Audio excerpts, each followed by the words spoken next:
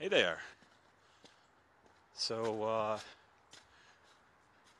I'm out in Bolton, Connecticut, and this is a place that I've come here quite a bit to hike, and actually you guys have seen me out here.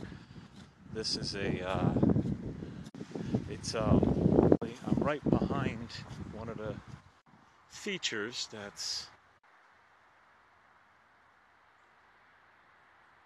So what you're seeing is a remnant of an old one-screen drive-in.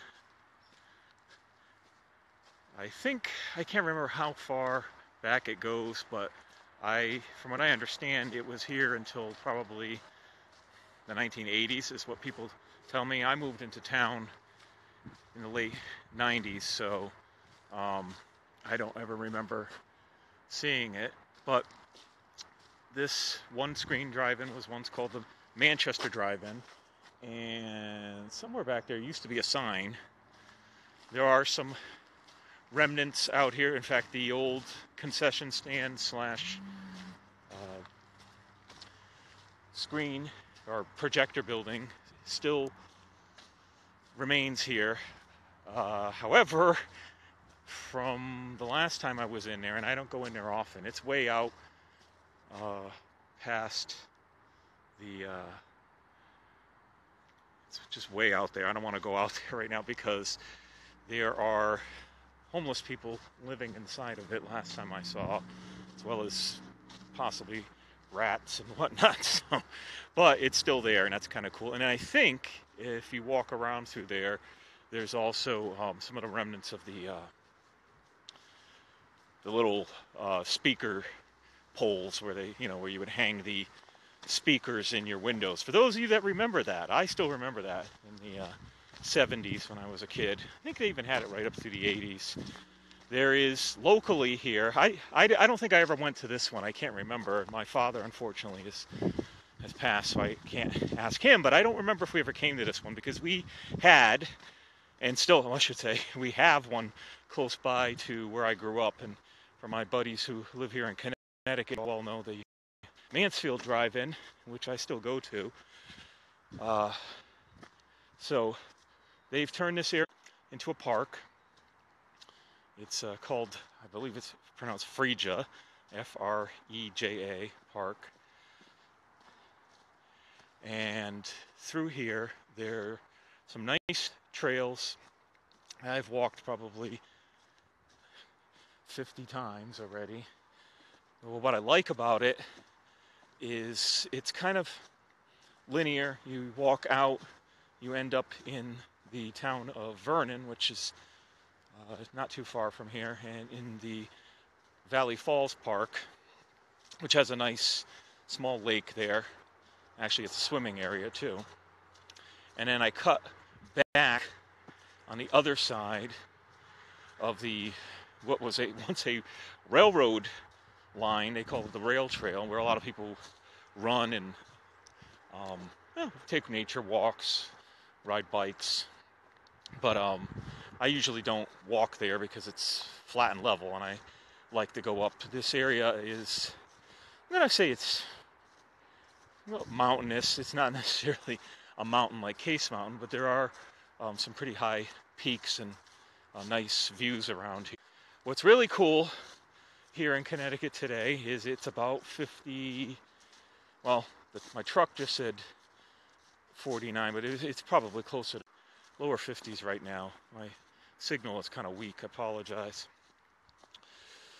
Coming up on a small pond. Let's see here. I can see the sun behind me, huh? Alright, I'm going to turn this around and show you. It's already got ice on top. Funny thing, on the hike I was doing over at Case Mountain yesterday, I didn't mention this, but because I didn't want to film them, there was two young guys out playing hockey, ice hockey, out on Case Pond, which I thought was interesting. It looked somewhat safe, although on the edges it was kind of watery looking. I'm not gonna step out on this because Today it's pretty warm, and I'm sure I would go right through. But it looks like there's ice across the whole surface of this pond. So this is a kind of a goopy little pond. Look at the cattails over there. There are a lot of birds today too.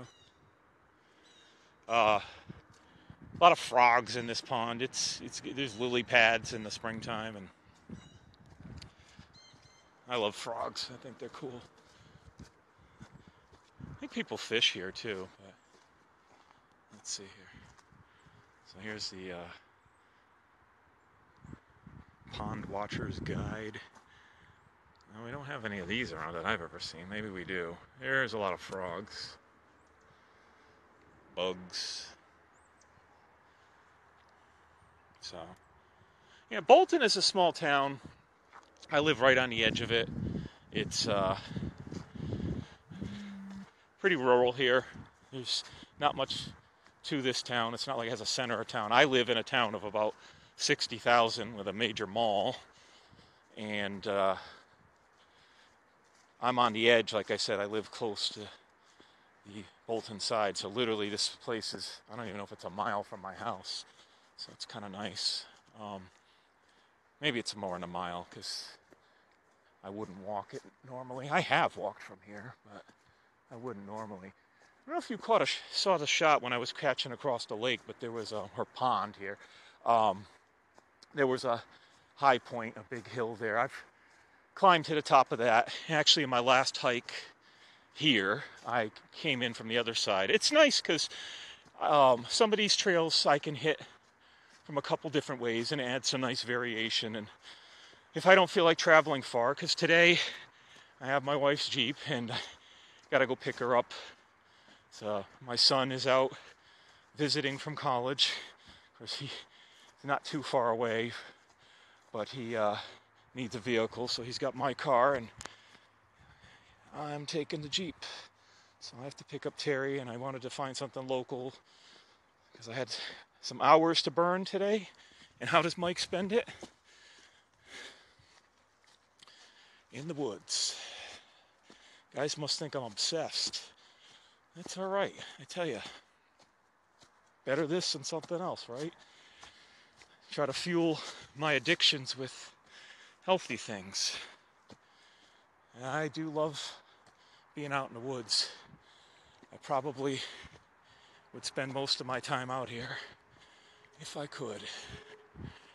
Just roaming around. It's always an adventure. I'm coming up a little hill here. Give you another shot of the pond. I'm amazed I haven't lost my signal again. All right. Now, being the chicken that I am, for you guys that know me, I'm not going to get too close to the edge. But, oh, it is pretty icy.